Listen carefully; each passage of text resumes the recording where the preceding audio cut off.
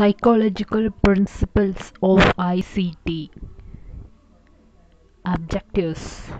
This unit deals with the various psychological principles of ICT, and hence by the end of the unit you will be able to state the various approaches to learner analysis, justify the need to conduct a learner analysis before the commencement of the teaching learning process, explain the potential of ICT in developing powerful learning environment, state the process of associated with the ICT learning, discuss the advantages of knowing the different processes that are associated with ICT.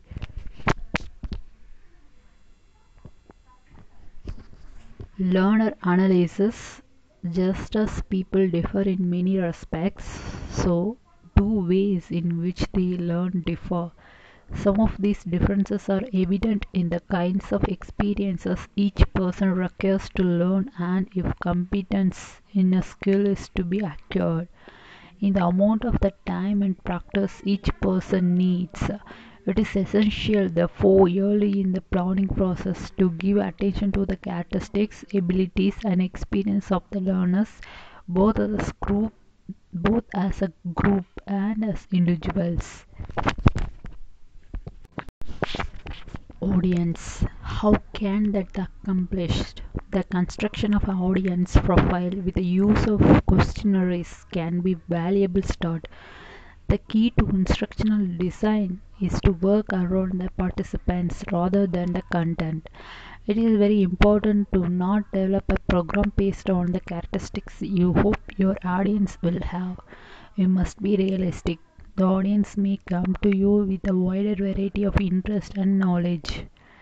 Before preparing instructional strategies or materials, instructional designers should be able to answer the following question. Who is the intended and appropriate learner? Ideally, instruction should be designed around the individual learner and not the content or the teacher. It is not responsible to design lessons for the majority while students with a specific learning needs are neglected.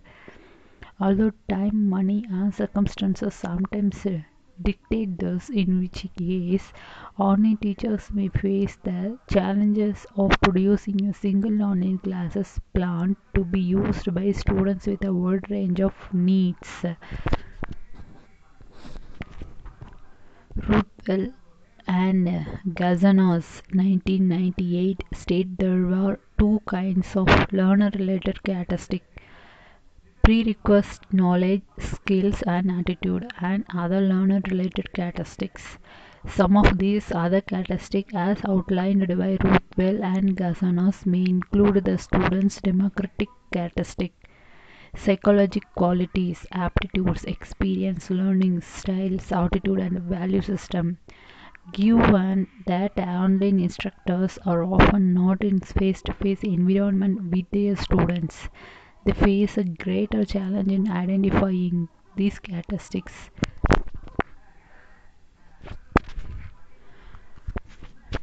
Other authors take different approaches to learner analysis. For example, Kemp, Morrison, and Rose outline three categories of learner characteristics: general characteristics, specific entry competence, and learning styles. In these categories, there is the idea of the typical learner, the one who represents the aggregation of the general, specific, and stylistic characteristics, and for whom the instruction is designed. In an increasingly multicultural society with a different educational options and sensitivities to gender, age, culture, and religious differences and ability levels, it is increasingly common to find more heterogeneous groups of learners, and consequently designing instruction for these learners become more of the challenge. In many cases, the instructional designs we see focus on the typical learner and do not allow for the needs of those who vary from this hypothetical construct. Whether the differences between learners are based on gender, age, education, cultural differences, or on learning styles. Providing for the needs of all potential learners means making changes in the design of the program to reflect those needs. In some instances, designers provide a different experience or a representation of the content that they think will address students' desire for different form of perspectival experience or more adequately represent differences in gender, age, culture, education, or experience.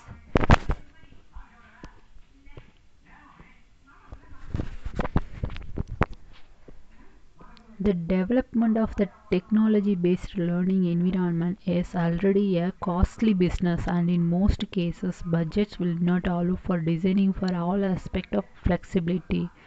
In her review of the learning style literature, Swanson 1995 cites the recommendation made by Claxton and Morrell 1987 for institutions of higher education interested in improving the teaching and learning process by using learning style information. It is important for educators to be sensitive to their students' characteristics. It is likely that some students may be fully aware of their learning style. Finally, learning style is defined as the cognitive, affective, and psychological factors that serve as relatively stable indicators of how learners perceive, interact with, and respond to the learning environment. Students' reaction to the learning environment or instructional method are likely to be influenced by their learning style. The development of an instructional method that would provide an optimal learning experience for each student is an ideal goal, but its attainment is often unsuccessful due to obvious financial and logistic reasoning. The reading you will be become introduced to the opinion metaphor that Carey 1983 uses as a framework for understanding learning style theories in which the layers of an onion are analogous to the different levels of person characteristic or style. At the center, you will find the basic personality traits, and the outer layers include information processing, social interaction, and finally instructional preference. Swanson 1995 cites Claxton and Morrell 1987 who proposed that student preference at each layers become stronger and more stable toward the core, making it less susceptible to change in response to intervention by the researcher or instructors. There are two well-known approaches to learning style that you should take a note of in the reading. In the first and the innermost layer of the onion, which contains personality models. You will find the Myers-Briggs type indicators, that is MBTI. Swanson 1995 describes this instrument as the comprehensive one that is reported to describe personality accurately. In the second layer of information processing model, you should get know Goldbell's learning styles inventory, which places a student into one of four categories of learning style. This knowledge can then used as mentioned previously to better understanding the learning needs of online students. Finally, it is important that you become acquainted with the current theory involving different types of intelligence. In 1983, Gardner described the seven aspects of intelligence: linguistic, musical, logical, mathematical, spatial, bodily, kinesthetic, interpersonal, and intrapersonal.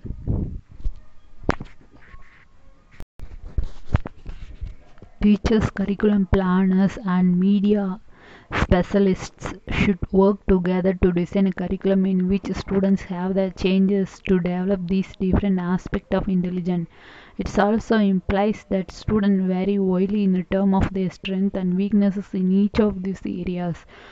A school adapting this approach would have a student engaged in a much wider variety of methods and the media than is typical now. The typical of the individualized instructional plan and records of progress implied in this approach lead themselves well to active learning methods. interactive technologies, and information management system.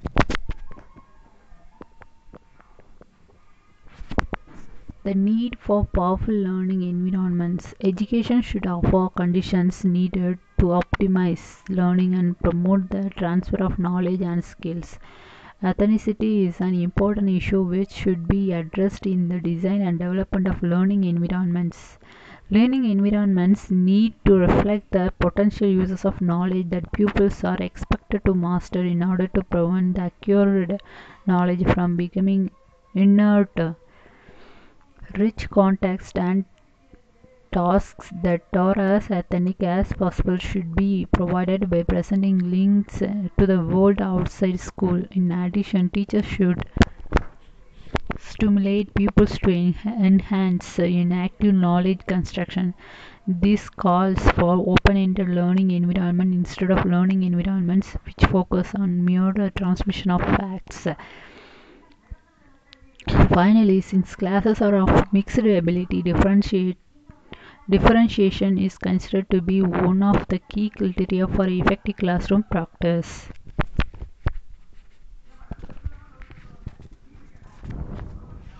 Cooperation and interaction in the classroom environment are important in order to foster the acquisition of learning skill and problem solving skill and social relations.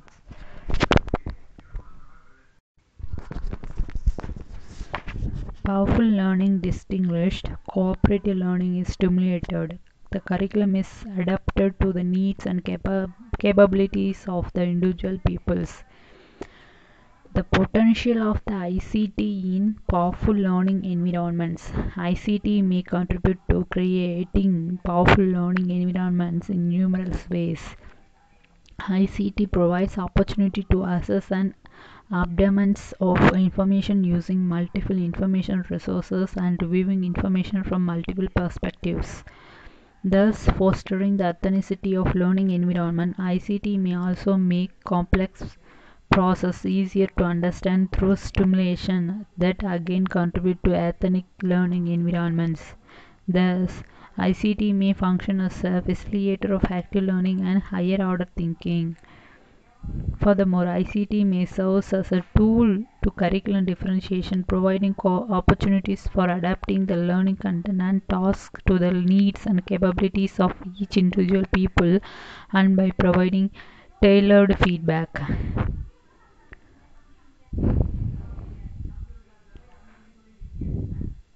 Typically, skill-based software aims at enhancing pupils' skill by administering drill and practice exercise. Open-ended software may serve as a tool for helping learners build knowledge. This type of ICT use may be expected to contribute especially to powerful learning environments.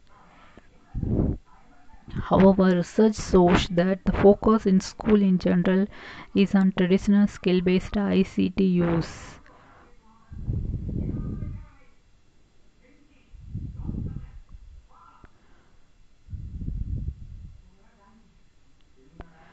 Obviously, the selection and the use of software by teacher can have a significant impact on the learning environment. In this respect, the teacher's skill with regard of ICT use play an important role.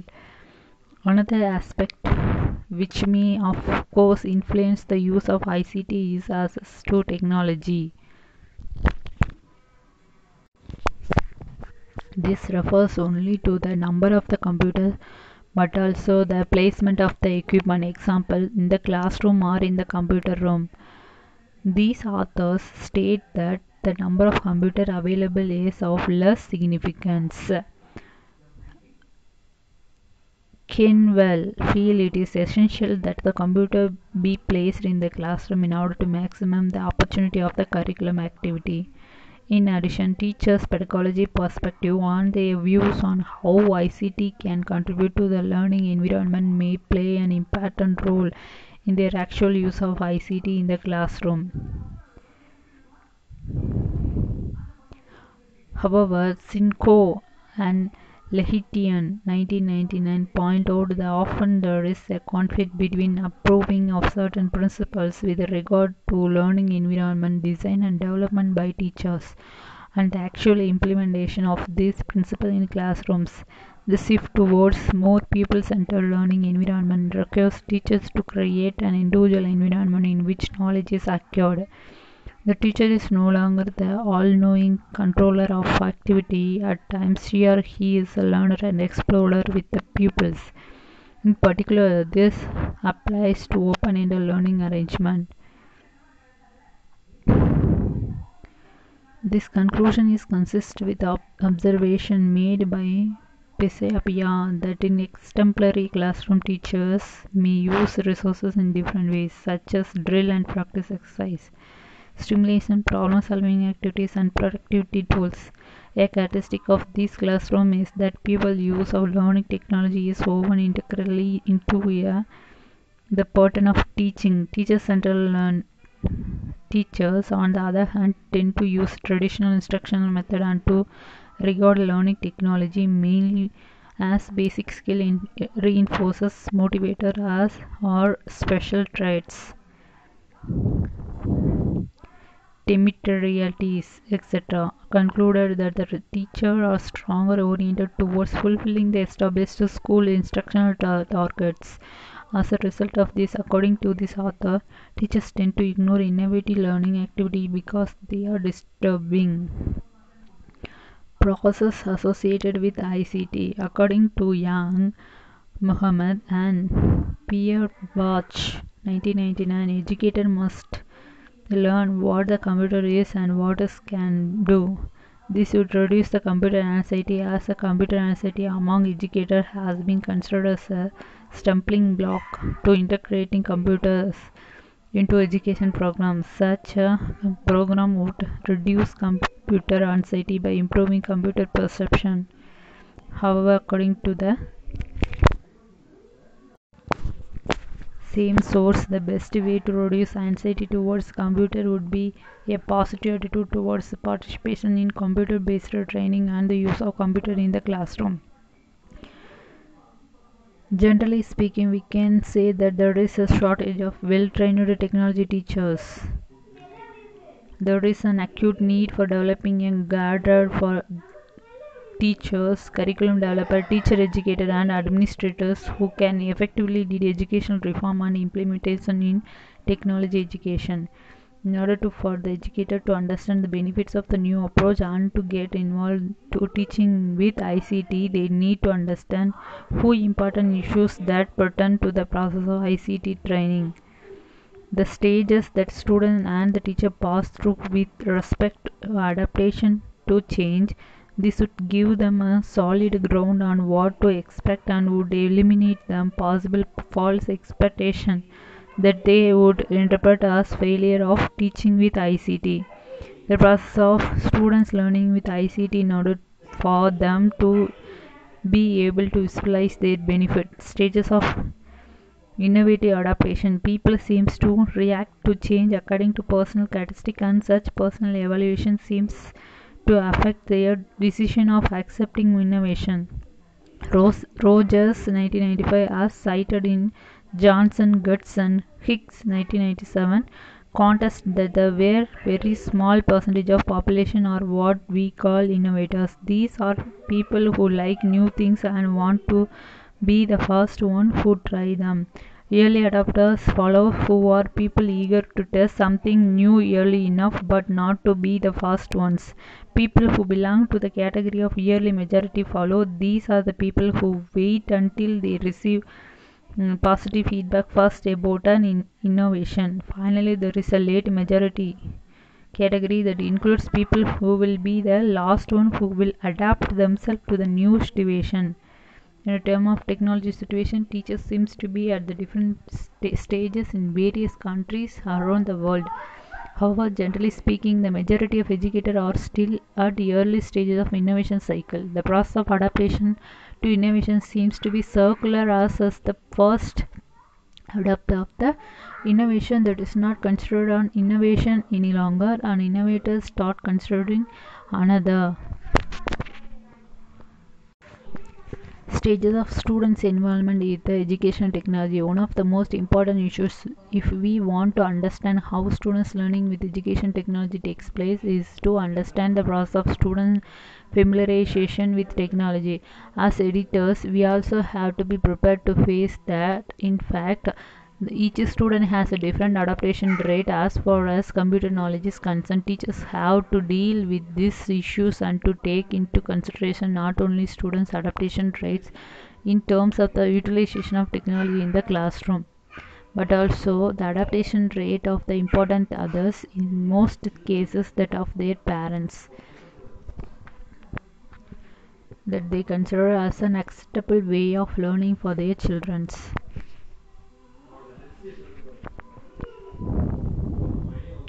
Stages of learning with technology according to three category: awareness of technology, competence of technology, capability of technology.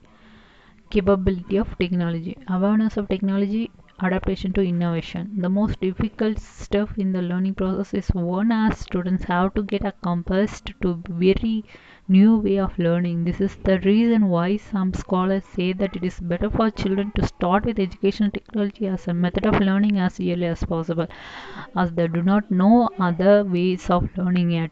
Rogers 1995 developed a generalized theory of concerning the way that innovation is adopted. He defined innovation as an idea or object that is perceived as new by the individual or other unit of adaptation that creates uncertainty and resistance in those affected it.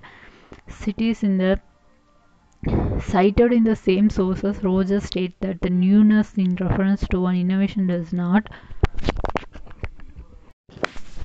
refer to new knowledge, but an idea, practice, or object about which the person has not yet developed a favorite or a non-favorite attitude, not adapted for rejected. This is very important part if we consider that students are not predisposed neither in favor or against educational technology as a teaching method.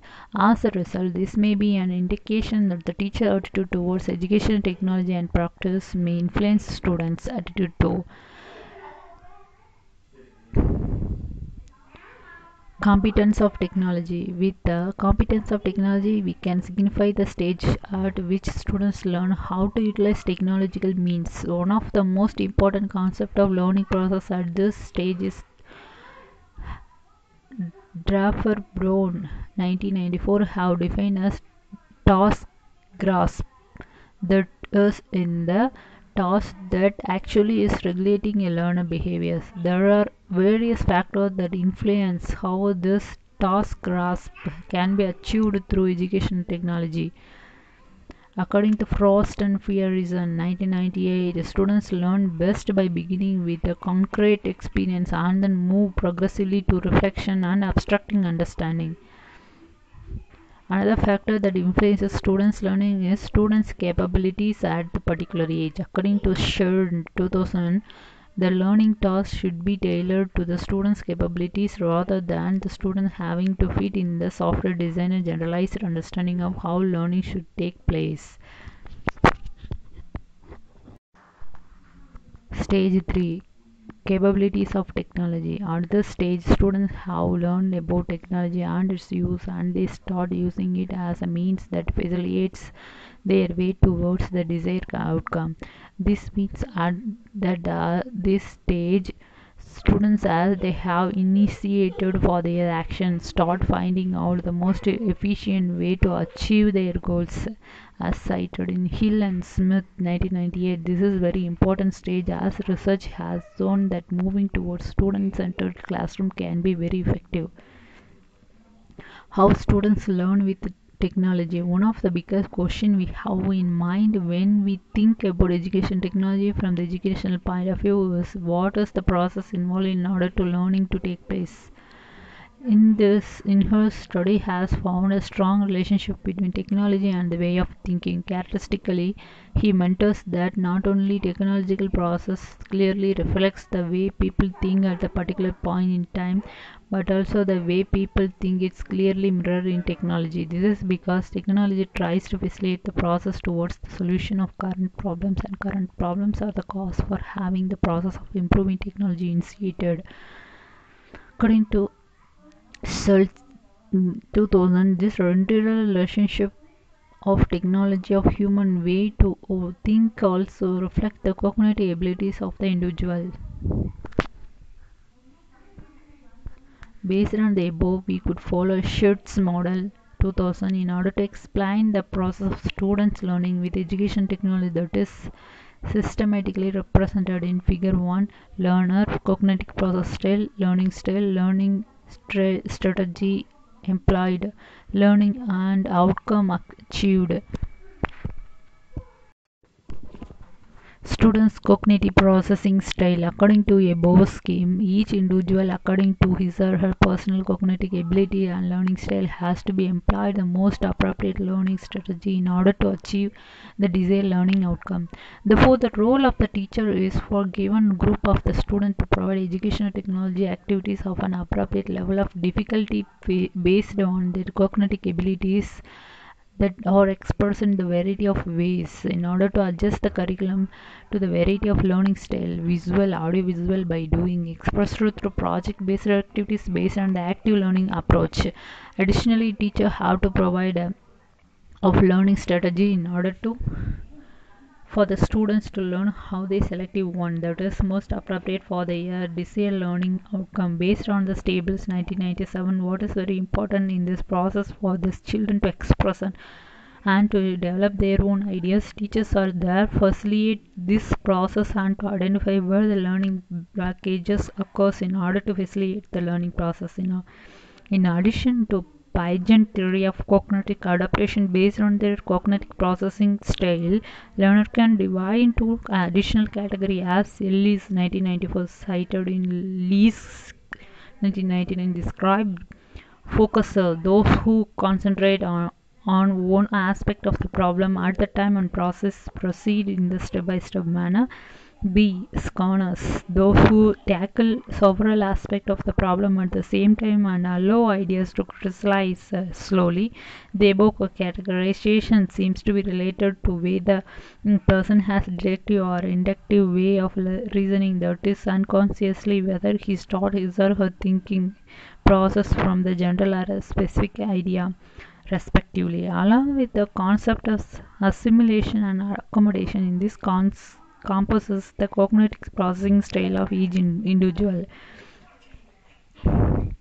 Students' learning style. Generally speaking, if we measure learning as the amount of the information people can recall after learning has taken place, studies have shown that people can recall 20% of what they have heard, 30% of what they have seen, 50% of what they have experienced, and nearly 90% of what they have heard, seen, and experienced simultaneously. These percentages are certainly not rigid, as each individual has a learning style of his own. Based on this, he or she learns better by hearing, by seeing, by doing. The advantage of teaching with multimedia technology is that it covers all the learning style at the same time, as it combines text, sound, interactivity of the user with the program. This is considered as the main advantage of teaching with technology over the traditional method of instruction.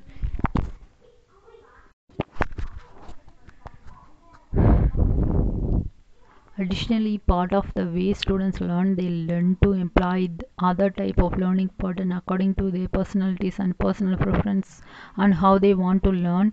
Willing 1987 cited in Lee's 1999 has studied how these personal preferences affect the learning style of each individual. From his study, we conclude that students' learning styles also highly deeply and structural versus spontaneous learning, the degree of flexibility an individual wants during the learning process, that is how much structured and well organized or spontaneous the individual wants the learning materials. Autonomous versus instructed learning, the degree to which individual wants anonymously